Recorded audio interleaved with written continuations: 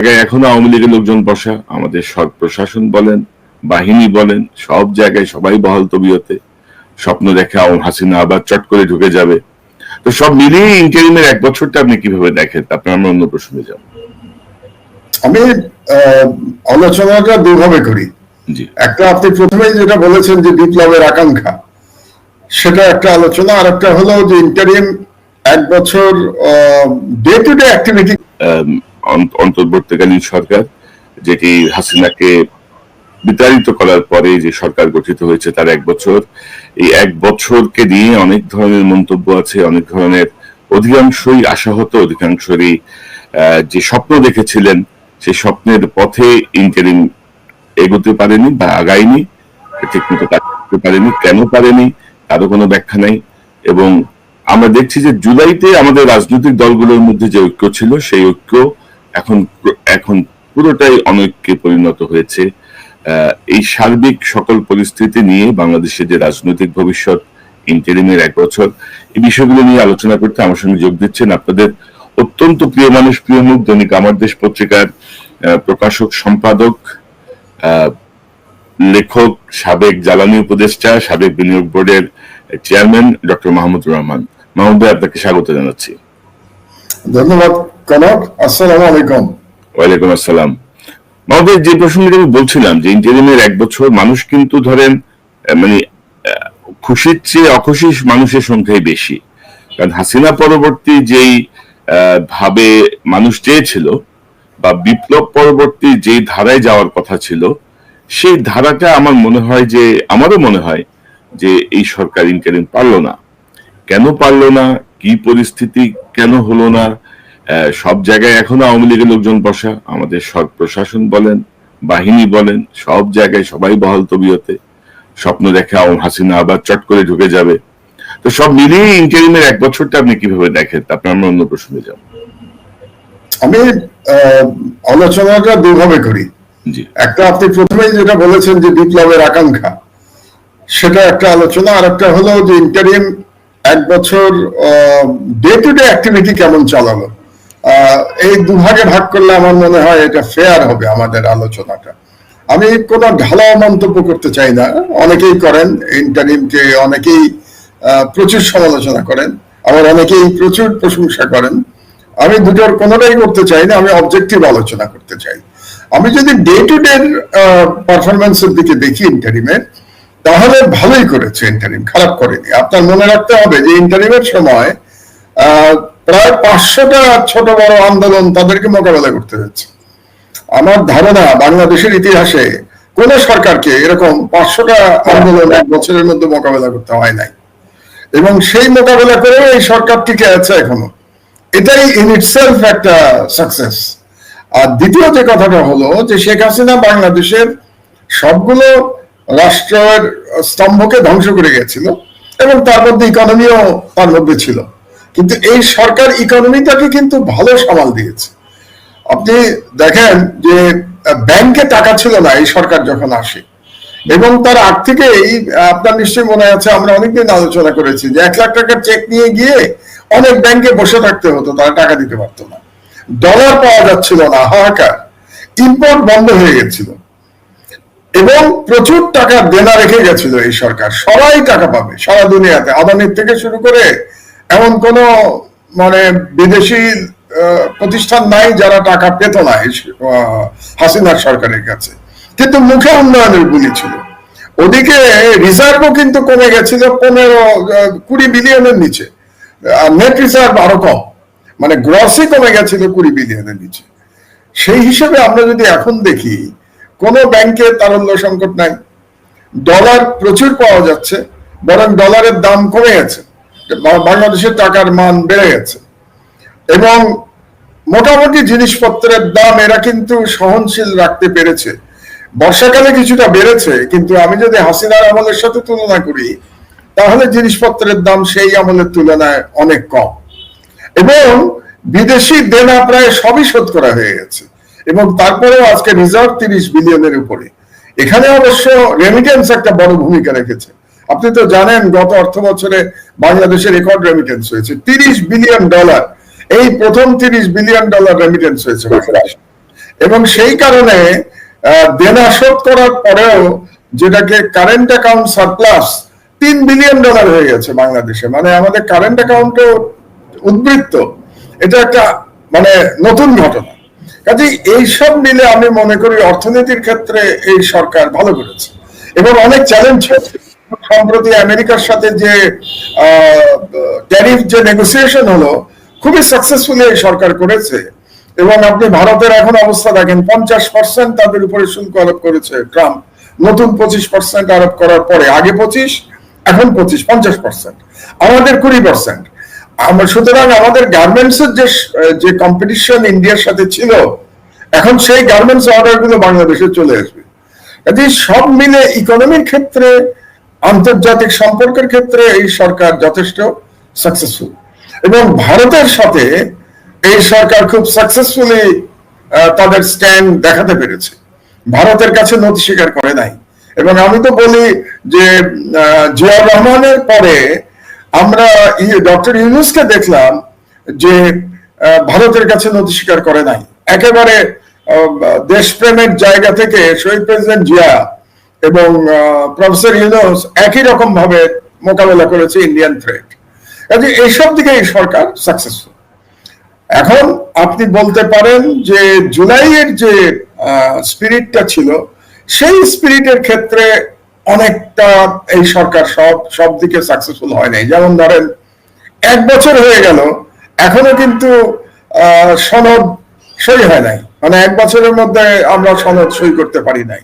এবং তার জন্য সরকারের দোষ কতটা, রাজনৈতিক দলগুলোর দোষ কতটা, এটা বিতর্ক করতে পারে। বাস্তবতা হলো যে পারে নাই সরকার। তারপরে সম্প্রতি যে জুলাই ডিক্লারেশন যেটা দিল, সেটার মধ্যেও অনেক অসঙ্গতি আছে।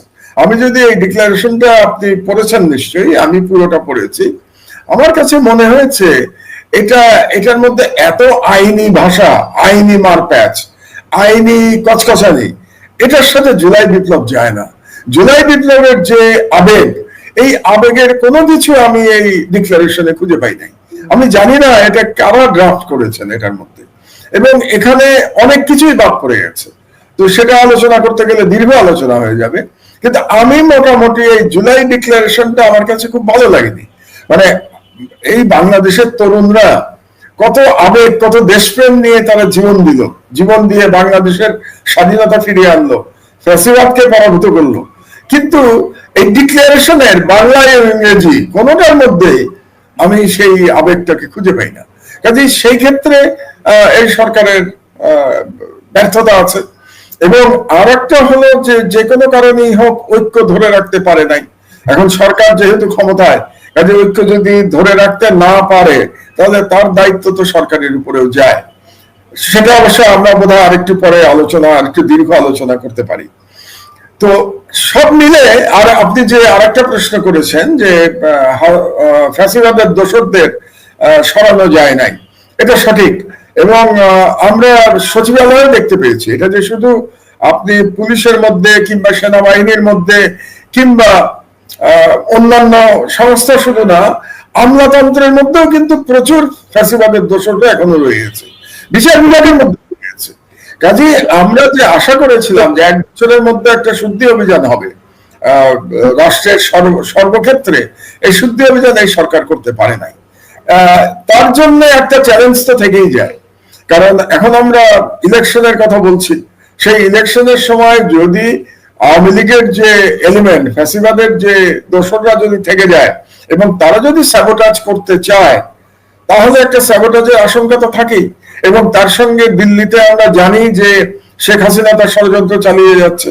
এবং আমার কাছে একটা খবর আছে যে দিল্লি থেকে তাকে যথেষ্ট সহায়তা দেওয়া হচ্ছে এই ষড়যন্ত্র চালানোর জন্য। আমি ডিটেলসে যাচ্ছি না, আপনাকে বলছি না, যে আরো কিছু খবর আমি নেওয়ার চেষ্টা করছি। কিন্তু আমি যতটা শুনতে পেয়েছি যে দিল্লি হাসিনাকে দিয়ে আর একটা অস্থিরতা বাংলাদেশে তৈরি করতে চায়।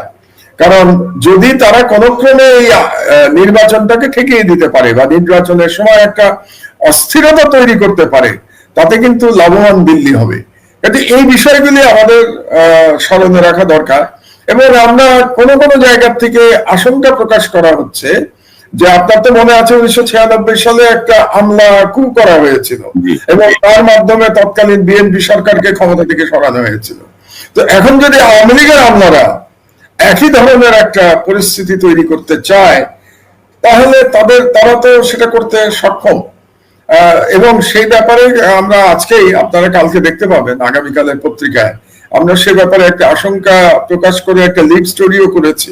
আমাদের এই লিড স্টোরিগুলি আমরা প্রধানত করছি সরকারকে সতর্ক করবার জন্য, জাতিকে সতর্ক করবার জন্য, যাতে যে ভারতীয় ষড়যন্ত্র এবং ফ্যাসিস্টের ষড়যন্ত্র সফল না হতে পারে। তো আমরা সেই কাজটাই করার চেষ্টা করছি। তো মাহমুদ ভাই, ধরেন আপনার সাথে আমি একমত যে ধরেন ইকোনমিক ক্ষেত্র বা ইন্ডিয়াকে মোকাবেলায় ডক্টর ইউনূস সরকারের যে পদক্ষেপগুলো সেটি অনন্য, কিন্তু ধরেন একটা বিপ্লব পরবর্তী সরকারের যে ধারাটা থাকার কথা আর কি, যে স্ট্রেংথ থাকার কথা, সেটি তারা আসলে দেখাতে ব্যর্থ হয়েছে। এবং আরেকটা গুরুত্বপূর্ণ প্রশ্ন মানুষের মনে, যে ধরেন নর্মালি কি হয় যে আপনি যে 20-21 জন 22 জন যে উপদেষ্টা, তাদের কাজের কোনো রিভিউ কিন্তু হচ্ছে না। মানে দেখেন 1 বছর হয়ে গেছে, এর মধ্যে আমরা কিন্তু প্রচুর অভিযোগ পেয়েছি কয়েকটা উপদেষ্টা দপ্তর নিয়ে। পিএস 100-150 কোটি টাকা কামাই ফেলছে, কার্যক্রম স্থবির, কাজ হচ্ছে না, উপদেষ্টা নিজেই অসুস্থ, উপদেষ্টা নিজেই চিকিৎসা নেন। তো এই যে রিভিউটা হওয়া, এটা কেন হচ্ছে না? মানে এক ধরনের মনে হচ্ছে যেন কারো মনে কষ্ট যায় কিনা, মানে এরকম একটা ব্যাপার আর কি, যে কারে কষ্ট দিব, কারে সরাবো, কি হবে, অনেকটা পলিটিক্যাল গভর্নমেন্টের মতো একটা ক্যারেক্টারে আমরা দেখছি আর কি এখানে, যে না এটা বোধহয় ঠিক হবে না। তো আপনার দুটো প্রশ্ন এখানে, প্রথমে বিপ্লবের প্রশ্নটাই আমি আসি। এই সরকারই তো মানে না যে বিপ্লব হয়েছে। এই সরকারের এই যে আমি জুলাই ডিক্লারেশনের কথা বললাম, এই জুলাই ডিক্লারেশনের প্রায় 4-5 পাতার একটা ডকুমেন্ট, বিপ্লব শব্দটা কোথাও নাই, সব জায়গায় বলা হয়েছে অভ্যুত্থান। তো এই সরকারই তো বিপ্লব মনে করছে না এটাকে, তারা তো এটাকে অভ্যুত্থান মনে করছে, 1 নম্বর। আর 2 নম্বর হলো যে প্রথমেই তো এই সরকার নিজেদেরকে ইন্টারিম সরকার বলেছে, অন্তর্বর্তীকালীন সরকার। কাজে বিপ্লবের যে আপনি প্রত্যাশা করছেন, যে বিপ্লবের যে আশা ভরসা আকাঙ্ক্ষা জনমনে ছিল, সেটা প্রতিফলিত হবে, এটা হওয়ার তো সুযোগই ছিল না, কারণ এই সরকার কখনো বিপ্লবী চরিত্র ধারণ করে নাই। তো এটা কেন করে নাই, এটা জবাব ইউনূস সাহেব এবং তার উপদেষ্টা মন্ডলী দিতে পারবে না, আমি দিতে পারবো না, যে কেন তারা বিপ্লবী আকাঙ্ক্ষাটাকে তারা আপহোল্ড করলেন না এবং নিজেদেরকে বিপ্লবী সরকার মনে করলেন না। এক মুহূর্তের জন্য তারা নিজেদেরকে বিপ্লবী সরকার মনে করেন নাই। তো সুতরাং ওই যে বলে না সোনার পাথর বাকি, তো কাজেই যারা নিজেদেরকে বিপ্লবী সরকার মনেই করে না, তাদের কাছে আপনি বিপ্লব কিভাবে প্রত্যাশা করতে পারেন? এটা গেল একটা। আর দ্বিতীয় যে কথাটা আপনি বললেন রিভিউ এর কথা, রিভিউ করা উচিত ছিল তো 6 মাসের মধ্যে। আপনি যদি আমাকে বলেন, তাহলে এই যে উপদেষ্টাদের কার্যক্রম, তাদের কারো কারো বিরুদ্ধে দুর্নীতির অভিযোগ এসছে এবং তাদের কোন পিএস অনেক টাকা তারা নাকি লুটপাট করেছে এমন অভিযোগ এসছে, তো সেই সমস্ত পিএস দের সরানো হলেও সেই উপদেষ্টারা তো বহাল তবিয়তে আছেন, তাদেরকে কিন্তু সরানো হয় নাই। তো সুতরাং রিভিউ তো 6 মাস পরে হওয়া উচিত ছিল, এবং যারা কাজ করতে পারছেন না তাদেরকে বাদ দিয়ে নতুনদের আনা যেত। এবং আরো দুঃখের কথা হচ্ছে যে আমরা যেটা খবর পেয়েছি, এই যে আওয়ামী আমলারা যারা এখনো বহাল তবিয়তে আছেন, তাদেরকে শেল্টার দিচ্ছে কিন্তু উপদেষ্টাদের মধ্যে কেউ কেউ। আমরা শুনেছি বেশ কয়েকজন উপদেষ্টাদের কারণেই তাদেরকে সরানো যায় নাই। সুতরাং তারা একটা ভয়ঙ্কর একটা রিস্ক নিচ্ছেন, একটা ঝুঁকি নিচ্ছেন এই উপদেষ্টারা, যারা এই ধরনের আওয়ামী আমলাদের শেল্টার দিয়েছেন। তো আপনি সব থেকে প্রথমে তো শুরু করা উচিত ছিল, এই শুদ্ধি অভিযান শুরু করা উচিত ছিল তো পুলিশের মধ্যে এবং আমলাতন্ত্রের মধ্যে, তারপরে সেনাবাহিনী, আপনি ফেজ বাই ফেজ যেতেন, জুডিশিয়ারি। তো আপনি আমলাতন্ত্রেও তো কাজ করেন না, আমলাতন্ত্রে করলে করার প্রশ্ন আসতো। তো কেন যেন এই সরকার আমলাতন্ত্রকেও ভয় পেয়ে গেল, মনে হলো যে তাদেরকেও কিছু করা যাবে না। আর উপদেষ্টাদের যেহেতু রিভিউ করে নাই, আপনি এখন আর রিভিউ আশা করতে পারেন না কোনো, কারণ সরকার এখন ইলেকশন ডেট ডিক্লেয়ার করে দিয়েছে, চিঠি চলে গেছে সরকারের কাছ থেকে সিইসির কাছে। সিইসি আজকে একটা সংবাদ সম্মেলন করে তিনিও বলে দিয়েছেন যে ফেব্রুয়ারির প্রথমার্ধে নির্বাচন, এবং তিনি বলেছেন যে ডিসেম্বরের প্রথমার্ধে তফসিল ঘোষণা করা হবে। এবং আপনি তো জানেন যে যে মুহূর্তে তফসিল ঘোষণা করা হবে এই সরকারের ক্ষমতা কিন্তু ডিভাইডেড হয়ে যাবে, বিভাজিত হয়ে যাবে ক্ষমতা। একটা অ্যাডমিনিস্ট্রেশনের বড় ক্ষমতা চলে যাবে সিইসির কাছে, কাজে এই সরকার তখন দুর্বল হয়ে যাবে। তার অর্থ হচ্ছে যে তফসিল ঘোষণার আগে আপনার হাতে সময় আর কতদিন আছে? অগস্ট মাস তো চলেই গেছে, সেপ্টেম্বর, অক্টোবর, নভেম্বর, এই সরকারের 3 মাস বাকি আছে রে ভাই। তো 3 মাসে সরকার কি রিভিউ করবে আর কি পরিবর্তন করবে? কাজে আমার মনে হয় আমাদের এই রিভিউ এর প্রত্যাশা করে আর লাভ নেই। এখন এই সরকার যদি ওই জুলাই চার্টারটা সই করতে পারে, এটা একটা বড় ব্যাপার হবে। এবং জুলাই চার্টার কেন সই হচ্ছে না সেটা নিয়েও আমরা কিছু খবর টবর পাচ্ছি। এবং জুলাই চার্টার সই না করে যদি নির্বাচনের দিকে যায় তাহলে তো একটা ভয়াবহ অবস্থা তৈরি হবে, তাহলে তো কোনো সংস্কারই হলো না। আপনি জুলাই চার্টার সই না করে তো আপনি নির্বাচনে যেতেই পারেন না। তো আমরা আশা করব যে জুলাই চার্টারটা অন্তত সই করে ফেলবে এই সরকার যত তাড়াতাড়ি সম্ভব, এবং একটা ফ্রি অ্যান্ড ফেয়ার নির্বাচন করবে। এছাড়া তো আমি এই সরকারের কাছ থেকে আর নতুন কোন প্রত্যাশা করা কিন্তু সম্ভব নাই, এটাই বাস্তবতা। কিন্তু মাহমুদ ভাই, আমি একসাথে কয়েকটা প্রসঙ্গ একটু আপনার সামনে দিই। ধরেন এই যে জুলাই সনদ, জামাত বলছে যে এটাকে আইনি কাঠামোয় নিতে হবে, আইনি কাঠামোয় না নিলে তারা কোর্টে যাবে। এনসিপির কথায় বোঝা যাচ্ছে তারা এই সনদের সঙ্গে তারা অনেকটাই দ্বিমত পোষণ করে। আপনি যদি দেখেন, যেটি আপনি বলছিলেন যে জাতিসংঘ বলছে 1400 মারা গেছে, আমরা বক্তৃতায় বলি 2000-এর বেশি মারা গেছে, জুলাই সনদে লেখা আছে 1000 মানুষ মারা গেছে। তো এই যে ধরেন যে গ্রস মিস্টেক, প্রবাসীদের কথা তো উল্লেখই নাই। প্রবাসীদের যে ভূমিকা, রেমিটেন্স বন্ধ করে দিয়ে তার প্রত্যেকটা পদে পদে যে আন্দোলন, কোনো কথাই নেই। তো এবং এই যে সচিবালয়ের যে অবস্থা, বা গতকালই তো ধরেন বিএনপি পন্থী সচিব, একজন সিনিয়র সচিব, তিনি অভিযোগ করলেন উপদেষ্টাদের বিরুদ্ধে, 6-7 জন উপদেষ্টার ব্যাপারে। তো এই অবস্থাতে আপনি কতটুকু নির্বাচন মানে মনে করেন যে হবে? কারণ এনসিপি জামাত কিন্তু একজোট, বিএনপি একদিকে, তারা একদিকে, মানে সব মিলিয়ে যে পরিস্থিতি, মানে আপনি কি আশাবাদী নির্বাচনের ব্যাপারে? বা নির্বাচনের ব্যাপারে আমি আশাবাদী নির্বাচন হতে হবে। কেন আশাবাদী আপনাকে বলি আমি, যে এর কোনো আপনার কোনো অল্টারনেটিভ তো নাই। যেমন আপনার মনে আছে নিশ্চয়ই যে সরকার ক্ষমতায় আসার পরে আমি বলেছিলাম যে ডক্টর ইউনূস ছাড়া আমাদের হাতে কোনো অল্টারনেটিভ নাই প্রধান উপদেষ্টার। আপনার নিশ্চয়ই মনে আছে, এটা আমি একাধিকবার বলেছি যে আমাদের আর কোনো চয়েস ছিল না, ডক্টর ইউনূসই একমাত্র চয়েস ছিলেন বিভিন্ন কারণে, আমি আর সেই আলোচনায় যাচ্ছি না। তো এখনো কিন্তু ডক্টর ইউনূসের হাতে আবার নির্বাচন দেওয়া ছাড়া আর কোনো চয়েস নাই, ওনাকে নির্বাচন দিতেই হবে। এবং নির্বাচন না হলে দেশে একটা অরাজক পরিস্থিতির সৃষ্টি হবে, এবং তখন কিন্তু ওই ঘোলা পানিতে মাছ শিকার করবার জন্য দিল্লি বসে আছে। কাজেই দেশের স্বার্থে সবাইকে এখন মতবিরোধ বাদ দিয়ে নির্বাচনের দিকে যাওয়া ছাড়া আর কোনো উপায় নাই। এবং আমি মনে করি জামাত, এনসিপি যাই করুক না কেন, শেষ পর্যন্ত তারাও নির্বাচনে আসবে। এবং শোনেন, রাজনীতিবিদদের একটা সুবিধাবাদী কথা আছে, জানেন তো, যে রাজনীতিতে কোনো শেষ কথা নাই। এটা একটা খুব সুবিধাবাদী কথা, আমি নিজে পছন্দ করি না, কিন্তু আমি পছন্দ না করে তো লাভ নাই, আমি রাজনীতিবিদ না। রাজনীতিবিদরা এটা ব্যবহার করেন এবং তারা মিন করেন। তো এনসিপি যে শেষ পর্যন্ত বিএনপির সাথে যাবে না নির্বাচনে, মানে একসঙ্গে, এই গ্যারান্টি কি আপনি দিতে পারেন? আমি তো দিতে পারছি না। এমনও হতে পারে যে এনসিপির কেউ ভাবতে পারেন যে আমি যদি বিএনপির সাথে যাই তাহলে আমি ক্ষমতার সাথে থাকতে পারবো, সুতরাং এনসিপি বিএনপির সাথে কি বলে অ্যালায়েন্স করতে পারে। এবং আপনি দেখেছেন বিএনপির খুব প্রভাবশালী নেতা সালাউদ্দিন আহমেদ, তিনি বলেছেন যে জামাত ছাড়া আর সবার জন্য দরজা খোলা বিএনপির। তার মানে তিনি কিন্তু ইঙ্গিত দিয়ে রেখেছেন যে এনসিপি আসতে পারে তাদের সাথে। কাজে শেষ পর্যন্ত যদি এরকম একটা ব্যাপার হয় যে বিএনপির নেতৃত্বে একটা অ্যালায়েন্স ভার্সাস জামাতের নেতৃত্বে একটা অ্যালায়েন্স, এর মধ্যেই কিন্তু নির্বাচনটা হবে।